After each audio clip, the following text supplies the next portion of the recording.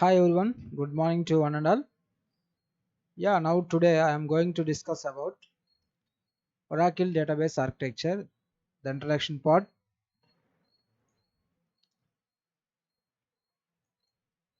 Yes, as you see on the slide, Oracle, how the Oracle is developed. So Oracle అనేది ఎట్లా develop చేశారు. So it is developed from C language and SQL language. SQL language nothing but structured query language. The SQL full form is structured query language. So now how we can define the database architecture. So our aim is to understand about the database architecture today. So that is why now how we can define database architecture. Database architecture అంటే ఎలా define చేయొచ్చు మనం చూద్దాం. First so database architecture is a combination of database and instance. So once again database అనేది database physical files, instance అనేది server. So combine చేస్తే మనకి database architecture వస్తుంది. So there four we can simply say that so database architecture is the combination of database and instance. Coming to database, later on I will explain about the data files, control files, redo log files, but now it is need to know about what is the database. Database అంటే ఏంటి? So database అంటే it is a physical files, that means it has data files, control files, redo log files. So simple గా database అనేది ఈ three combinations ఉంటుంది. Later on I will explain in detail about the database, that means physical files. So coming to the instance, so instance is nothing but it is the combination of memory structure and background process. Instance is a server, it is a server. Instance nothing but it is a server. It is the combination of memory structure and background process. Now let us see what are the memory structure and background process. Yes, the memory structure again it is divided into two subdivision. So that is system global area and the second one programmable global area. So this is under memory structure. So coming to the instance also has another part, that is SGA. This SGA, system global area, again divided into three parts. Those are shared pool area, data buffer cache, redo log buffer cache. So shared pool area ni మనం రెండు parts గా divide చేసాం. Again the shared pool area again will be divided into two parts. Those are the first one library cache, second one data dictionary cache. So that means this shared pool area, why we need to go for shared pool area, or what is the importance shared pool area. So all these are the same.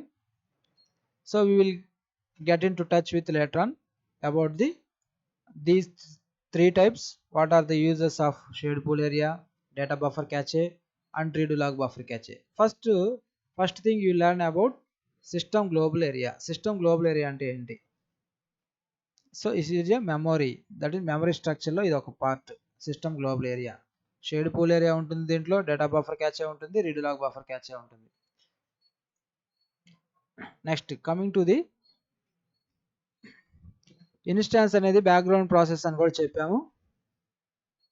So instance is nothing but memory structure and background process. దాంట్లో background process ఏమన్నా చూద్దాం.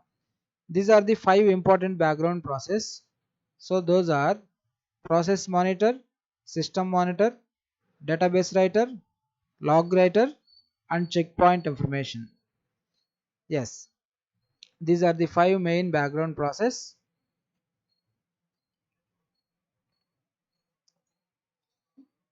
So coming to how the structure will be, the combination of SGA and background process. In this diagram we will see that so it is the combination of background process and memory structure. SGA will be accordingly work with background process. So this is the architecture diagram of SGA. combined with background process. Yeah, finally we got a total architecture diagram, that is our database architecture. Our aim is also to know about the database architecture today. So therefore the database architecture is the combination of instance and database. So instance అనేది పైన diagram లో ఉన్నట్టుగా SGA along with background process, database కి background process కి space ఇచ్చాము. ఇది these two means ఈ రెండు సపరేట్ అని అర్థం, database and instance. Okay, once again we will see about the architecture in detail. So database architecture is the combination of instance and database. So memory structure, so that means again the instance will be of two types. One is the memory structure and the second one is background process. So in memory structure we have the first one SGA. SGA ante system global area. PGA means programmable global area. And coming to the background processes, we have process monitor, system monitor, database writer, log writer, checkpoint information. So these are the main 5 background process which we are using.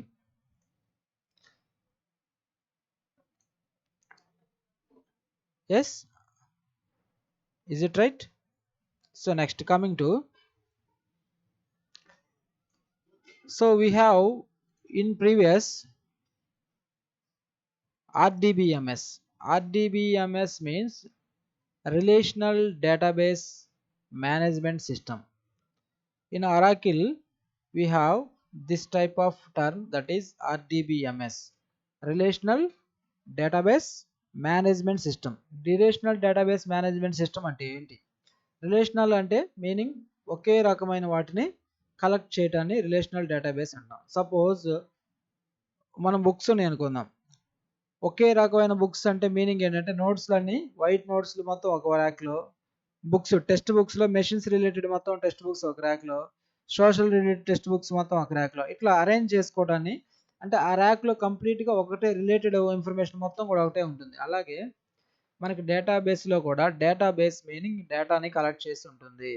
ఇది collection of student information అయి ఉండొచ్చు, collection of employee information అయి ఉండొచ్చు, అంటే కంప్లీట్గా ఒకే రకమైన ఇన్ఫర్మేషన్ని collect చేసేదాన్ని రిలేషనల్ డేటాబేస్ మేనేజ్మెంట్ సిస్టమ్ అంటాం.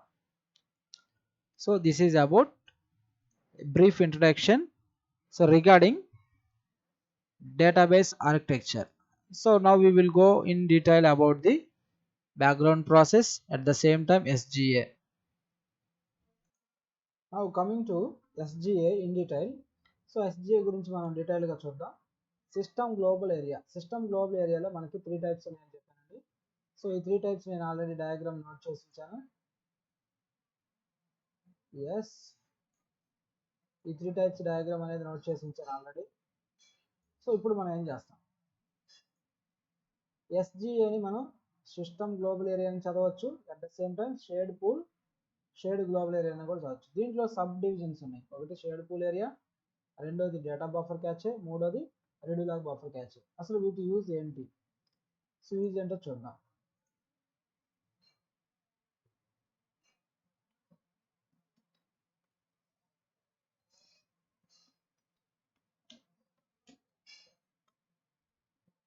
when query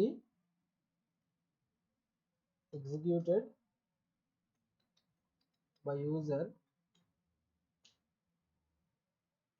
query means ఏదో ఒక కమాండ్ అవుతుందండి. ఇక్కడ మనకి క్వెరీ అంటే డిఎంఎల్ ఆపరేషన్స్, డిఎంఎల్ ఆపరేషన్స్. ఈ డిఎంఎల్ అంటే data manipulation language. So DML full form వచ్చేసి మనకి డేటా మ్యానిపులేషన్ లాంగ్వేజ్ ఉంది. సో డిఎంఎల్ ఆపరేషన్స్ అంటే ఏంటి, ఒక టేబుల్ ఉంది, అంటే ఇక్కడ మనకు డేటాబేస్ మొత్తం కూడా టేబుల్తో రన్ అవుతుందండి. అంటే మనకు డేటా ఏది ఉన్నా కానీ టేబుల్ లాగే సేవ్ అవుతూ ఉంటుంది.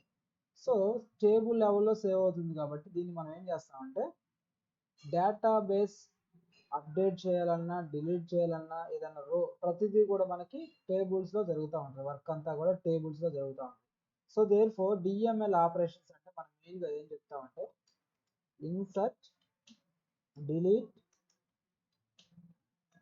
అప్డేట్, కావాల్సిందని select. So these are the main DML operations. ఇవి మెయిన్ డిఎంఎల్ ఆపరేషన్స్ అండి. సో ఇవి డిఎంఎల్ ఆపరేషన్స్ అంట, ఇన్సర్ట్ని, డిలీట్ని, అప్డేట్ని. సో ఇప్పుడు మీకు డిఎంఎల్ ఆపరేషన్స్ అంటే ఒక ఐడియా వచ్చింది. ఇప్పుడు నేను ఎక్స్ప్లెయిన్ చేస్తాను. Now my scenario is to understand what is the SGA work. SGA work ఎలా ఉంటుంది అనేది చెప్పడమే. సో ఇక్కడ మీనింగ్ వచ్చేసి మనకి ఏంటంటే ఎస్జిఏ ఎలా వర్క్ అవుతుంది. ఇది ఇంటర్నల్గా 3 పార్ట్స్ కలిగి ఉంటుంది. ఒకటేమో షేడ్ పూల్ ఏరియా, రెండోది డేటా బఫర్ క్యాచే, మూడోది DD log buffer cache. So ఇప్పుడు డేటా బఫర్ క్యాచే ఎందుకు ఉపయోగపడుతుంది? ఇప్పుడు మనకి query executed by the user, అంటే సెలెక్ట్ కానీ ఏదో ఒకటి క్వెరీ అనేది ఎగ్జిక్యూట్ అవుతుంది. సో ఆ క్వెరీ ఎగ్జిక్యూట్ అయినప్పుడు first it will go for data buffer cache. మనం ఎగ్జిక్యూట్ చేసే క్వెరీస్ అన్నీ కూడా డేటా బఫర్ క్యాచేలోకి వెళ్తాయి. నంబర్ ఆఫ్ క్వెరీస్ ఎన్ని ఉంటే అన్ని డేటా బఫర్ క్యాచేలోకి వెళ్తాయి. సపోజ్ బ్లాక్ లైన్ క్వెరీ అనేది అనుకుందాం. ఈ బ్లాక్ లైన్తో ఉన్నది కూడా ఒక క్వెరీ. సో ఈ క్వెరీ అనేది ఫస్ట్ డేటా బఫర్ క్యాచేకి వచ్చింది, అంటే ఎంటర్ అయింది. సో ఇది క్వెరీ ఎగ్జిక్యూట్ అవ్వాలంటే ఫస్ట్ మనకి ఏం అవసరం అవుతుందంటే library cache and data dictionary cache. So to execute this query it will check for the, ఈ క్వెరీ అనేది ఆల్రెడీ ఎగ్జిక్యూట్ అయిందా సక్సెస్ఫుల్గా లేదా అని ఫస్ట్ చెక్ చేసుకుంటుంది. ఎక్కడ చెక్ చేస్తుంది? So that is checking is done in library cache. So library క్యాచేలో చెక్ చేసింది. ఇది ఇన్వాలిడ్ అనుకుందాం. సపోజ్ ఆ ఎంటర్ చేసిన డీటెయిల్స్ ఇన్వాలిడ్, అంటే యూజర్ ఐడి అవ్వచ్చు, పాస్వర్డ్ అవ్వచ్చు, పారామీటర్స్ ఏదైనా కానీ ఆ క్వెరీలో ఏదో ఎర్రర్ ఉంది. సో ఎర్రర్ ఎగ్జిక్యూట్ అయినప్పుడు అదేమొస్తుంది, లైబ్రరీ క్యాచేలో అది వ్యాలిడేట్ అవ్వదు. సో వెంటనే డేటా డిక్షనరీకి వస్తుంది. అది డేటా డిక్షనరీ కూడా అవైలబుల్ అవ్వకపోతే that means invalid details. So then it will display error to the user. యూజర్కి బ్లాక్ లైన్, అంటే ఈ క్వెరీ అనేది ఎర్రర్ వస్తుంది యూజర్కి. So that means error throw చేస్తుందని చెప్తాం మనం డేటాబేస్ లెవెల్లో. సో అలాగే రెడ్ లైన్ తీసుకుందాం. ఈ రెడ్ లైన్ కూడా ఒక query. So it is having valid credentials. ఈ క్వెరీ కూడా ఎగ్జిక్యూట్ అయ్యే ముందు డేటా బఫర్ క్యాచేలో రీడ్ అవుతుంది. ఈ డేటా బఫర్ క్యాచేలో రీడ్ అయిన దాన్ని వెంటనే it will go for checking into shared pool area. Shared pool area library క్యాచేలో ఉంటుంది. సో ఆల్రెడీ లైబ్రరీ క్యాచ్ ఏం చేస్తుంది, ఈ క్వెరీ అనేది ఇంతకు ముందు ఎగ్జిక్యూట్ అయిందా లేదా, ఇదే ఫస్ట్ టైం ఎగ్జిక్యూట్ అవటం అనేది చెక్ చేసుకుంటుంది. సో ఫస్ట్ టైం ఎగ్జిక్యూట్ అవుతుంది అనుకోండి. So that means the details are not available in the library cache. So then it will go for the data dictionary. So ఎట్లాగంటే ఇప్పుడు మనకు ఒక డిక్షనరీలో ఒక వర్డ్ అనేది మనకు తెలియని వాడు అడిగారు ఎవరన్నా. దట్ మీన్స్ సపోజ్ ఒరాకిల్ డేటాబేస్లో మీకు తెలియని వాడు ఏంటంటే ఇక్కడ డిఎంఎల్ అనుకుందాం. సపోజ్ డిఎంఎల్ అంటే ఏంటని నేను అడిగాను. సో ఆల్రెడీ మీకు ఈ కోర్స్ కొత్త కాబట్టి డిఎంఎల్ అంటే తెలియదు. అప్పుడు మీరు ఏం చేస్తారు, first you need to go for Google search చేస్తారు, లేకపోతే పక్కన వాళ్ళ ద్వారా అడిగి తెలుసుకుంటారు. ఏదో ఒక విధంగా ముందు దాన్ని ఫస్ట్ ఇన్ఫర్మేషన్ గ్యాదర్ చేస్తారు. ఆ ఇన్ఫర్మేషన్ గ్యాదర్ చేసిన తర్వాత మీరు గుర్తుపెట్టుకుంటారు. గుర్తుపెట్టుకున్న తర్వాత మనం చెప్తాం. అలాగే ఇక్కడ సేమ్ సినారియో నడుస్తుందండి. ఫస్ట్ ఒక క్వెరీ అనేది రెడ్ లైన్ క్వెరీ వచ్చింది డేటా బఫర్ క్యాచేలోకి. ఈ రెడ్ లైన్ క్వెరీ అనేది ఎగ్జిక్యూట్ అవ్వే ముందు ఫస్ట్ లైబ్రరీ క్యాచేలో చెక్ చేసుకుంటుంది.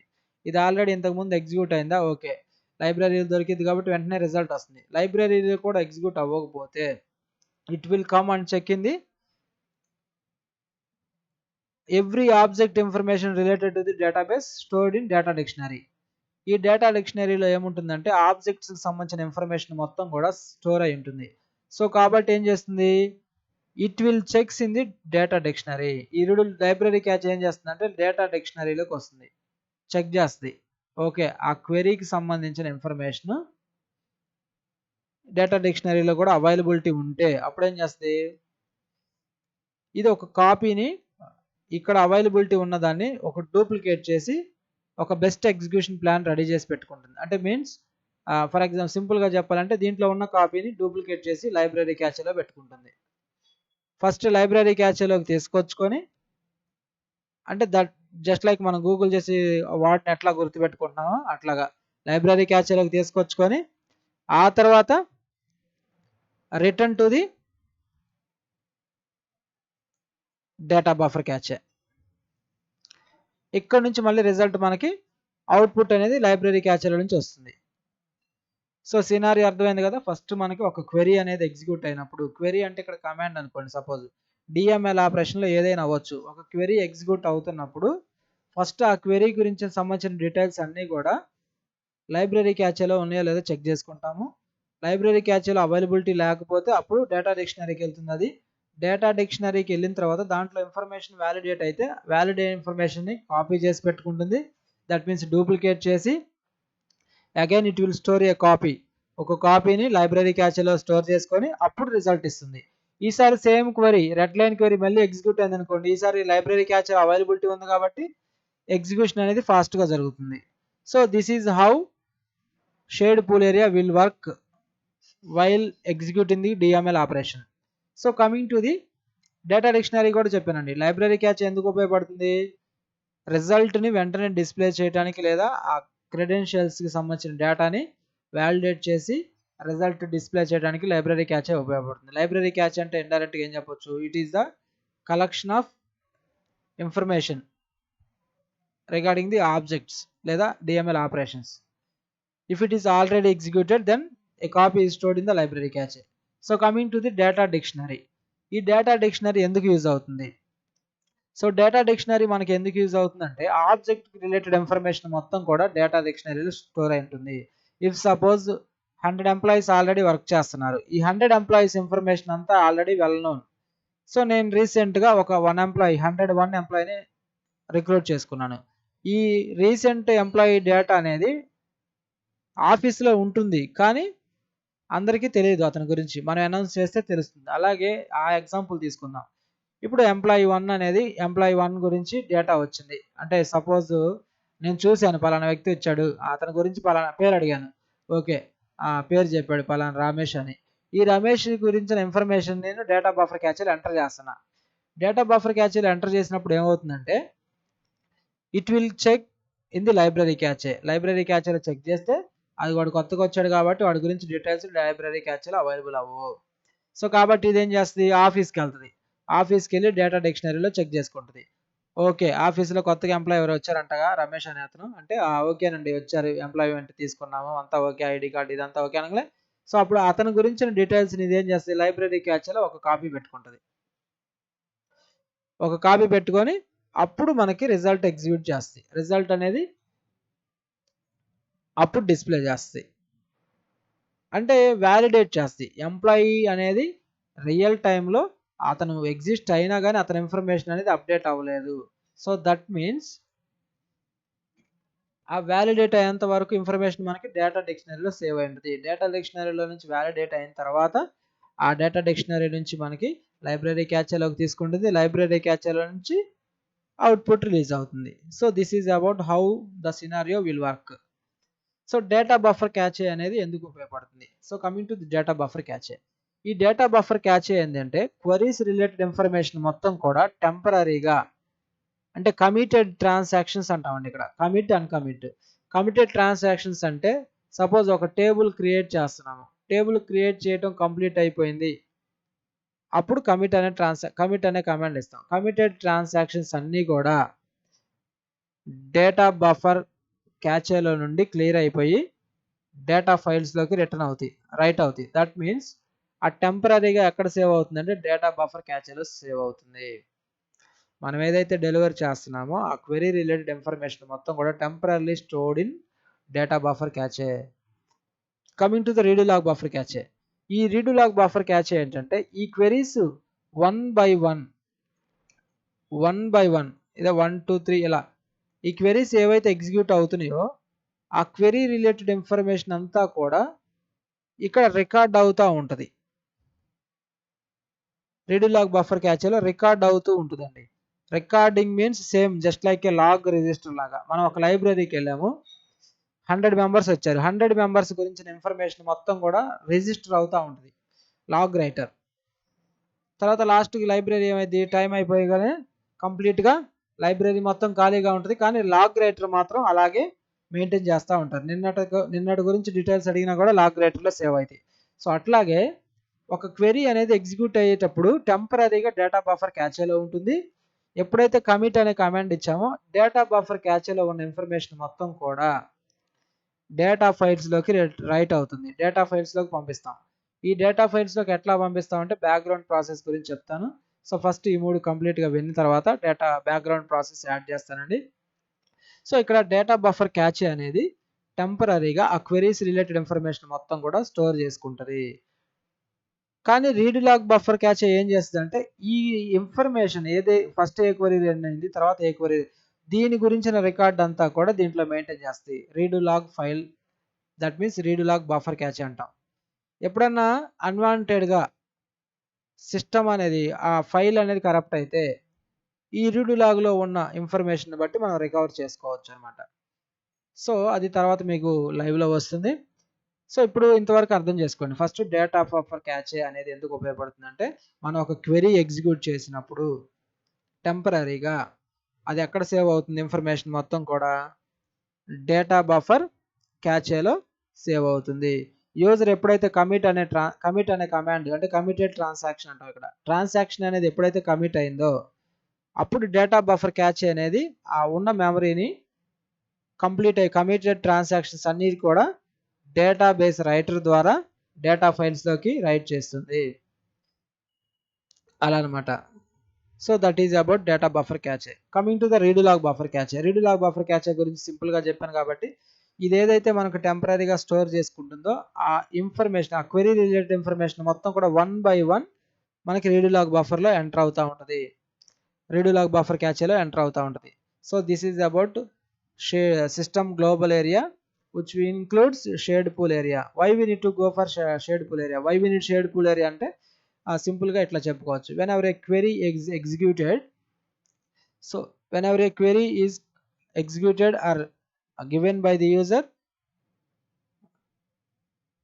it will check from the library cache first. If the library cache already validated the query, so then it will gives the result in fast. So otherwise the data is not available in the library cache, then it will go for the data dictionary. It will go for the data dictionary and validate the details. If the details is validated, then a copy will be saved in library cache. After that it will display the result. So shared pool area అనేది మనకు అందుకు ఉపయోగపడుతుందని చెప్పుకోవాలి. So this is about simply SGA and 3 different types of parts in SGA. So coming to the background process కూడా ఎలా background process work అవుతుంది అనేది చెప్తాను. Okay, coming to background process. So data buffer క్యాచ్లో ఉన్న ట్రాన్సాక్షన్స్ మొత్తం కూడా committed transaction అని చెప్పాను. ఈ కమిటెడ్ ట్రాన్సాక్షన్ మొత్తం కూడా if A transaction is committed అంటే డేటా బఫర్ క్యాచ్లో ఒక ట్రాన్సాక్షన్ కమిట్ అయింది. సో ఈ ట్రాన్సాక్షన్ కమిట్ అయితే ఫస్ట్ మనకి ఏమవుతుందంటే ఈ ట్రాన్సాక్షన్ డీటెయిల్స్ మొత్తం కూడా డీబీ రైటర్ ద్వారా, డేటాబేస్ రైటర్ అంటాం, డీబీ రైటర్ ద్వారా డేటాబేస్లో ఉన్న డేటా ఫైల్స్లోకి రైట్ అవుతాయి.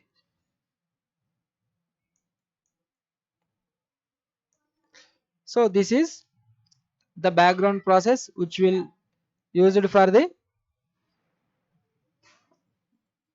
data buffer cache will release the information. That means after committed transactions the data buffer cache will release the information from data buffer cache. So that is database writer will write the information to the data files. So అలాగే read log buffer cache, ఈ redo log buffer క్యాచే కూడా ఏం చేస్తుందంటే ఇక్కడ committed ట్రాన్సాక్షన్స్తో పాటు ఈ redo log buffer క్యాచే ఎప్పుడైతే user commit చేశాడో ట్రాన్సాక్షన్ డేటా బఫర్ క్యాచేలో నుంచి return to the data files. So అలాగే ఇక్కడ డేటా రీడు లాగ్ బఫర్ క్యాచ్లో ఉన్న ఇన్ఫర్మేషన్ లాగ్ రైటర్ ద్వారా రీడు లాగ్ ఫైల్స్లోకి వెళ్తుంది. ఇన్ఫర్మేషన్ రీడు లాగ్ ఫైల్స్, ఇక్కడ డేటాబేస్ ఉంటుంది మనకి ఆర్కిటెక్చర్లో. ఈ రీడు లాగ్ ఫైల్స్లోకి ఇన్ఫర్మేషన్ వెళ్తుంది త్రూ లాగ్ రైటర్. సో ఈ బ్యాక్గ్రౌండ్ ప్రాసెస్లు ఎందుకు ఉపయోగపడతాయి మనకి? డేటాబేస్ బఫర్ క్యాచ్లో ఉన్న ఇన్ఫర్మేషన్ని డేటా ఫైల్స్లోకి రాసేదానికి డేటాబేస్ రైటర్ ఉపయోగపడుతుంది. అలాగే రీడు లాగ్ బఫర్ క్యాచ్లో ఉన్న ఇన్ఫర్మేషన్ రీడు లాగ్ ఫైల్స్లోకి రిటర్న్ చేసేదానికి లాగ్ రైటర్ ఉపయోగపడుతుంది. So these two are the main background process. Redo log ఫైల్స్లో ఇన్ఫర్మేషన్ అనేది ఏం ఇన్ఫర్మేషన్ ఉంటుంది? ఇక్కడ కమిటెడ్ ట్రాన్సాక్షన్ రిలేటెడ్ 1 by 1 ఇక్కడ మనకు ఆటోమేటిక్గా అది రికార్డ్ అవుతూ ఉంటుంది, ఏ ట్రాన్సాక్షన్ ఎప్పుడు ఇచ్చారనేది. సో ఆ ఇన్ఫర్మేషన్ మొత్తం కూడా లాగ్ రైటర్ ద్వారా రీడు లాగ్ ఫైల్స్లోకి వెళ్తుంది. ఇక్కడ what is the importance of database writer అని సింపుల్గా అడిగితే, the background process DBWR, that means database writer, captures the information from data buffer cache and return to the data files when the transaction is committed. All the committed transactions will be returned to the data files with the help of database writer. Committed transactions అన్నీ కూడా database writer హెల్ప్తో data ఫైల్స్లోకి write అవుతాయి అని చెప్పాలి. అలాగే log writer, so it is also captures the information from redo log buffer cache when the transaction is committed. Committed transactions అన్నీ కూడా రీడు లాగ్ బఫర్ క్యాచేలో ఉన్న redo information will be written to the redo log files with the help of background process log writer. So what is about check point information? ఈ check point అనేది ఎందుకు use అవుతుంది? What is the purpose of check point information? So user commit చేసినప్పుడు user ద్వారా transaction అనేది commit అయినప్పుడు ఈ రెండు ప్యారలల్గా అంటే సింక్రనైజ్డ్ మేనర్ ఒకేసారి ఈ ప్రాసెస్లు జరుగుతున్నాయా లేదని చెక్ చేసేదే చెక్ పాయింట్ ఇన్ఫర్మేషన్. ఈ చెక్ పాయింట్ ఇన్ఫర్మేషన్ ఎందుకు యూజ్ అవుద్ది? యూజర్ కమిట్ చేసినప్పుడు ట్రాన్సాక్షన్ రెండు at a time database buffer క్యాచ్లో ఉన్న ఇన్ఫర్మేషన్ డేటా ఫైల్స్లోకి రావాలి, రీడు లాగ్ బఫర్ క్యాచ్లో ఉన్న ఇన్ఫర్మేషన్ రీడు లాగ్లోకి రావాలంటే ఏంది? డీబీ రైటర్ లాగ్ రైటర్ రెండు కూడా ఒకేసారి వర్క్ చేయాలి. అలా వర్క్ చేస్తుందా లేదా చెక్ చేసేదే check point information. That is the background process of check point information. So when this is successfully done in perfect manner, that is synchronised manner, ఒకేసారి write అయితే అప్పుడు SCN నెంబర్ అనేది ఒకటి జనరేట్ అవుద్ది. SCN అంటే system change number. ఈ system change number generate అయినప్పుడు ఈ రెండింటికి సంబంధించిన ఇన్ఫర్మేషన్ అనేది కంట్రోల్ ఫైల్లో సేవ్ అవుద్ది, కంట్రోల్ ఫైల్ హెడర్లో సేవ్ అవుద్ది అనమాట. ఈ కంట్రోల్ ఫైల్ హెడర్లో ఏముంటుంది? రీడు లాగ్ సంబంధించిన ఇన్ఫర్మేషన్ ఉంటుంది, at the same time data ఫైల్కి సంబంధించిన ఇన్ఫర్మేషన్ కూడా, రెండింటికి సంబంధించిన ఇన్ఫర్మేషన్ ఈ SCN జనరేట్ అయినప్పుడు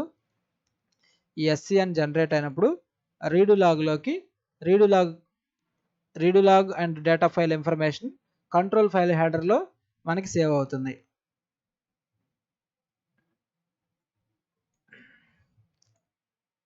ఈ మూడిటి కాంబినేషనే మనకి డేటాబేస్. సో దాన్ని క్లియర్గా మీకు ఇన్ డయాగ్రామ్లో చూపిస్తాను. ఇక్కడ చూడండి డయాగ్రామ్లో. So this is how the total architecture will be. ఇలాగా టోటల్ ఆర్కిటెక్చర్ అనేది ఫామ్ అవుతుందండి. ఫస్టే మీకు డైరెక్ట్ టోటల్ డయాగ్రామ్ వేయచ్చు, కాకపోతే స్టెప్ బై స్టెప్ నేను చెప్పుకుంటూ వచ్చాను. సిస్టమ్ గ్లోబల్ ఏరియా అది SGA, తర్వాత background process PMON, SMON, DB writer, log writer, check point information. So ఆ తర్వాత డేటాబేస్, కింద డేటాబేస్లో మనకు ఫైల్స్ వచ్చేసి డేటా ఫైల్స్ ఉంటాయి, కంట్రోల్ ఫైల్స్ ఉంటాయి, రీడు లాగ్ ఫైల్స్ ఉంటాయి. So these are the main components of database architecture. So ఆర్కిటెక్చర్ని మనం ఇలాగా డిఫైన్ చేసుకోవచ్చు. So coming to the remaining 2 background process. ఈ బ్యాక్గ్రౌండ్ ప్రాసెస్లో ఇంకా మిగిలిపోయిన ఏంటి? PMON and SMON. PMON అంటే ప్రాసెస్ మానిటర్. ఈ ప్రాసెస్ మానిటర్ ఎందుకు ఉపయోగపడుతుంది? ఇందాక చెప్పాను కదా, లైబ్రరీ క్యాచేలో ఆ ట్రాన్సాక్షన్ అనేది వ్యాలిడేట్ అవ్వకపోతే అంటే ఇన్వాలిడ్ ట్రాన్సాక్షన్స్కి ఎర్రర్స్ వస్తాయి. ఈ ఎర్రర్ వచ్చిన ఇన్ఫర్మేషన్ని ఆటోమేటిక్గా క్లియర్ చేసేది PMON. Process monitor. ఆటోమేటిక్గా ప్రాసెస్ మానిటర్ అనేది ఆ ఎర్రర్ని క్లియర్ చేస్తుంది. ఓకేనా? Automatically it will clear the error related information in the database. డేటాబేస్లో ఉన్న ఎర్రర్ రిలేటెడ్ ఇన్ఫర్మేషన్ మొత్తం కూడా పీమాన్ ప్రాసెస్ మానిటర్ అనేది క్లియర్ చేస్తుంది. What is the purpose of SMON? That means system monitor. The system monitor is responsible for instance recovery. Instance recovery అంటే suppose మనకి UPS లేకుండా system ఉందనుకుందాం. మనం మధ్యలో ఏం చేస్తున్నాం, ఒక వార్డ్ ఫైల్ అనేది టైప్ చేస్తూ ఉన్నాం. టైప్ చేస్తూ ఉంటే సడన్గా పవర్ పోయింది.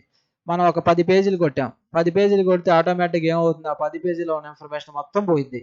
సో కానీ ఇక్కడ సిస్టమ్ మానిటర్ యూజ్ ఏంటంటే ఈ 10 పేజెస్ ఇన్ఫర్మేషన్ రిలేటెడ్ మొత్తాన్ని కూడా రికవర్ చేస్తుంది. That is called instance recovery. Instance related recovery అనేది ఇక్కడ జరుగుతుంది. అంటే మీకు ఎగ్జాంపుల్ కోసం అది చెప్పాను. It is responsible for instance recovery అని చెప్తాం. S1 is responsible for instance recovery. So this is about background process. So once again I will explain about the total scenario. So మనకి database architecture అనేది it is the combination of instance and database. So instance లో మళ్ళీ మనకి 2 types ఉన్నాయి. ఒకటి వచ్చేసి instance, again it is 2 types. One is memory structure. So memory structure again 2 parts.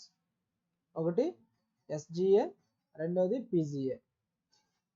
So PGA ఎప్పుడు use అవుతుందంటే, so PGA is responsible for creating one server ID and server process. Programmable global area ఏం చేస్తుందంటే, the programmable global area will create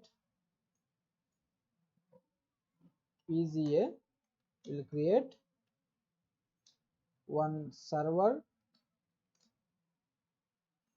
process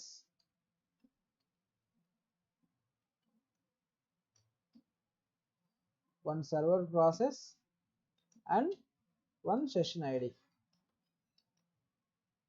validated user details కి ఒక parameter file valid అయితే, అంటే that means user details valid అయితే it will create one server process and one session ID. అట్లా number of users connect అయితే ప్రతి యూజర్కి ఒక server ID, separate server ID ఉంటుంది, సపరేట్గా సెషన్ ఐడి కూడా ఉంటుంది.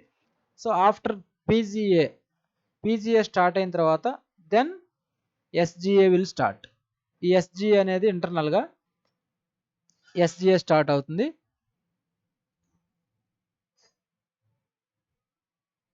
Here the SGA will start. ఇక్కడ ఇదేదైతే మనకి బ్యాక్గ్రౌండ్ ఇదంతా చెప్పుకుంటూ వచ్చామో ఇది ఇక్కడ SGA స్టార్ట్ అవుతుంది. సో SGA అగైన్ మేము చెప్పాం కదా, SGA will is the combination of shared pool area, data buffer cache, redo log buffer cache. So ఇన్స్టాన్స్లో మెమరీ స్ట్రక్చర్లో 2 పార్ట్లు. ఒకటి సిస్టమ్ గ్లోబల్ ఏరియా, రెండోది programmable global area. So programmable global area ఎందుకు use అవుతుంది, ఒక సర్వర్ ప్రాసెస్ని ఒక సెషన్ ఐడిని అలొకేట్ చేయడానికి. సో అది అలొకేట్ అయిన తర్వాత SGA స్టార్ట్ అవుతుంది. SGA స్టార్ట్ అవుతున్న తర్వాత shared pool area, data buffer cache, redo log buffer cache, ఈ 3 కూడా డివైడెడ్ ఉంటాయి. So whenever execute a query execute అయినప్పుడు, క్వెరీ రన్ అయినప్పుడు లేదా DML ఆపరేషన్స్ పెర్ఫామ్ అయ్యేటప్పుడు టెంపరీగా డేటా బఫర్ క్యాచే అనేది రీడ్ చేస్తూ ఉంటుంది. రీడ్ లాగ్ బఫర్ క్యాచే కూడా రైట్ చేస్తూ ఉంటుంది. ఆ ఇన్ఫర్మేషన్ మొత్తాన్ని కూడా రికార్డ్ చేస్తూ ఉంటుంది. ఈ డేటా బఫర్ క్యాచేలో ఉన్న ఇన్ఫర్మేషన్ ఎప్పుడైతే యూజర్ అనేది కమిటెడ్ ట్రాన్సాక్షన్స్ అంటే ఒక సేవ్డ్ ఇన్స్ట్రక్షన్ అనుకోండి. సపోజ్ ఒక ఫైల్ ఉంది, మనం టెంపరీగా ఒక 10 లైన్లు కొట్టాము, ఈ రోజుకి అయిపోయిందంటే ఏం చేస్తాం, సేవ్ చేసుకొని క్లోజ్ చేస్తాం. అట్లాగే ఒక కమిటెడ్ ట్రాన్సాక్షన్ అనేది ఒకసారి కమిట్ అయితే ఆ కమిటెడ్ ట్రాన్సాక్షన్ డేటా బఫర్ క్యాచేలో నుండి it will release the information from it. That means the database writer is responsible for writing the information from data buffer క్యాచే to data files.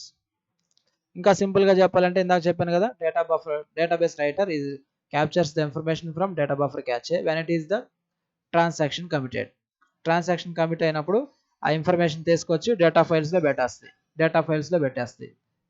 So అలాగే read log buffer క్యాచే.